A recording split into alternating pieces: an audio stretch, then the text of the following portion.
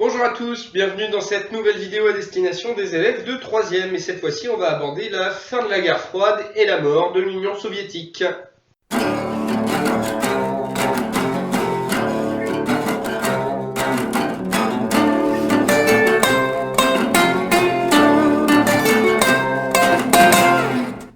Alors pour commencer, il va falloir s'intéresser à une date en particulier, c'est celle du 21 décembre 1991.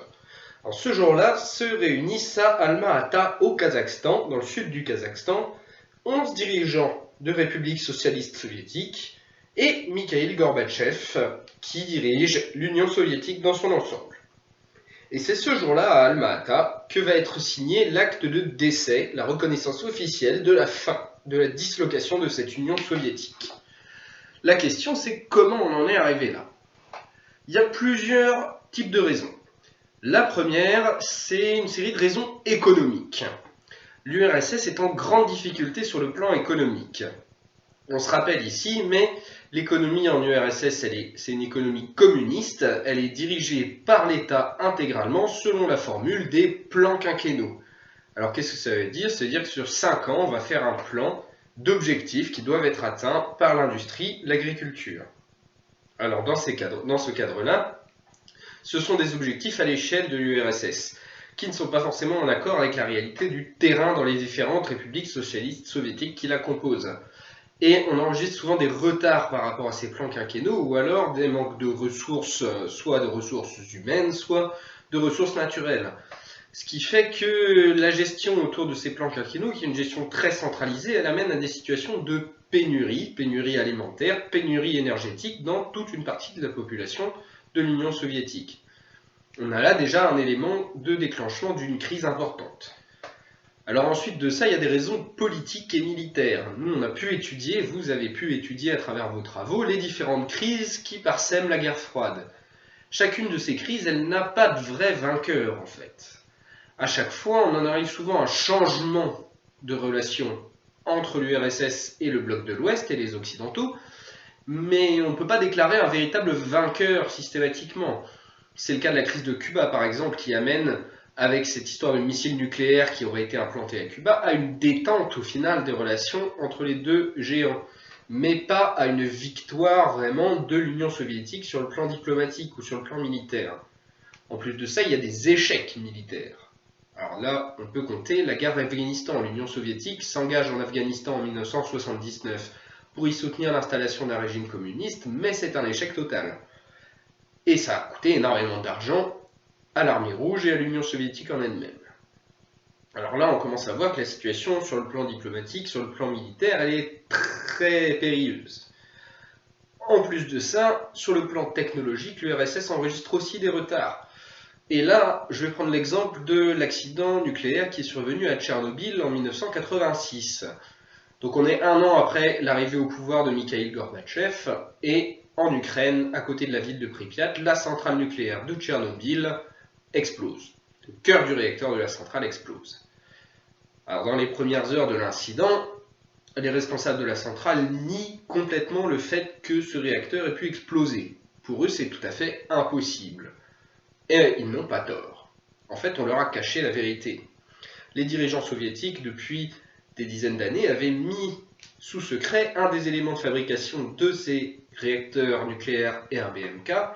En fait, il comportait un défaut de fabrication important, qui amenait à des risques d'explosion, comme c'est arrivé à Tchernobyl, mais comme l'information avait été mise sous secret, personne, y compris les responsables de la centrale, n'était au courant. Et on voit là les défauts de l'Union soviétique. Des défauts de secret, de volonté de maintenir l'image plutôt que de répondre aux problèmes qui sont derrière. Et dans ce cadre-là, on en arrive à un échec sur le plan de Tchernobyl, même si l'accident aurait pu avoir des conséquences bien plus graves que ce qu'il a eu au final, grâce à l'action des centaines d'hommes qui ont œuvré pour réparer, ou en tout cas empêcher, l'irradiation totale et massive de tout le continent européen, il a eu quand même des circonstances terribles. Et les soviétiques ne peuvent pas cacher l'accident. En effet, on commence à mesurer des taux de radiation plus élevés que la normale en Allemagne, en Pologne, jusqu'en France, etc. Donc, c'est un accident qui est mondial, en tout cas dont la l'instabilité mondiale, ce qui est un grave problème et un grave coup au prestige de l'Union soviétique, en plus des victimes des pertes humaines et du coût financier de l'affaire. On parle depuis de 18 millions de roubles. Bref, tous ces retards accumulés, toutes ces difficultés économiques, politiques, militaires mettent déjà l'Union soviétique dans une situation de grande précarité. Ce qui arrive en même temps, c'est forcément une crise sociale. Et là, on en arrive à des problèmes liés au fonctionnement de ce qu'est cette Union soviétique dans son fonctionnement de contrôle de la population par la peur, par les polices politiques, par le KGB, entre autres. Et la contestation enfle et devient de plus en plus importante, notamment dans certaines des démocraties populaires, comme la Pologne. En Pologne, au début des années 1980, vous avez un important mouvement de manifestation qui est dirigé par Lech Wałęsa, qui sera plus tard nommé prix Nobel de la paix, et qui dirige le syndicat Solidarność. Alors c'est un syndicat ouvrier qui se réclame socialiste et qui revendique des changements, pas la fin du communisme, mais des changements, des assouplissements dans la gestion des affaires d'État et des affaires industrielles. Alors ces manifestations-là, elles sont réprimées très durement. 6000 membres du syndicat Solidarność sont emprisonnés. La Pologne est déclarée en état de guerre. Dans le même temps, vous avez en Lituanie, dans les années 80, des mouvements de révolte pour une prise d'indépendance de la Lituanie, qui se règle un petit peu quand même dans le sang. C'est le cas dans d'autres républiques socialistes soviétiques. Bref, l'Union soviétique craque de partout. On en arrive à la fin des années 1980, et cette succession d'échecs ne peut plus être enrayée.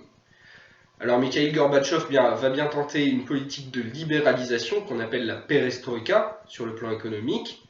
Il va tenter en fait de libéraliser l'économie pour permettre un redémarrage à l'URSS. Il va tenter aussi la politique de glasnost, de transparence, c'est-à-dire une transparence médiatique un peu plus élevée, un peu plus en accord avec la réalité dans les dires des dirigeants soviétiques, un peu plus de liberté d'expression.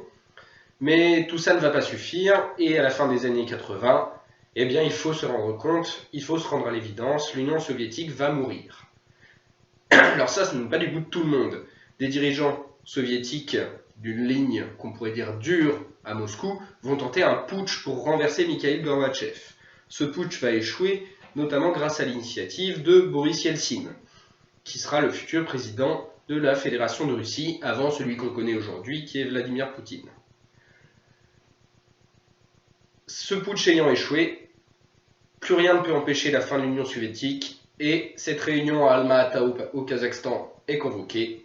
Le 21 décembre 1991, l'acte de décès de l'Union soviétique est signé. Alors quelles conséquences ça a tout ça ? Ça a qu'on a la deuxième puissance mondiale qui du jour au lendemain n'existe plus. Alors c'est tout à fait terrible, c'est un choc pour toute la planète. Personne ne s'attendait à un effondrement aussi rapide. Et c'est quelque chose qui va être tout à fait apprécié, si je puis le dire comme ça, du côté américain. Parce que là, d'un seul coup, les États-Unis se retrouvent seule superpuissance au monde. Les seuls à avoir une armée capable d'intervenir de cette manière partout sur la planète, les seuls à avoir une économie assez puissante pour leur permettre une place dominante sur le marché mondial, et ils vont pouvoir imposer leur vue et leur système sur toute la planète, ou presque. Il n'y a plus d'ennemis, c'est la fin de la guerre froide. Si vous avez apprécié cette vidéo, je vous encourage à laisser un pouce en l'air, et si vous avez des questions, n'hésitez pas à les poser dans les commentaires, et moi je vous dis à la prochaine pour une nouvelle vidéo.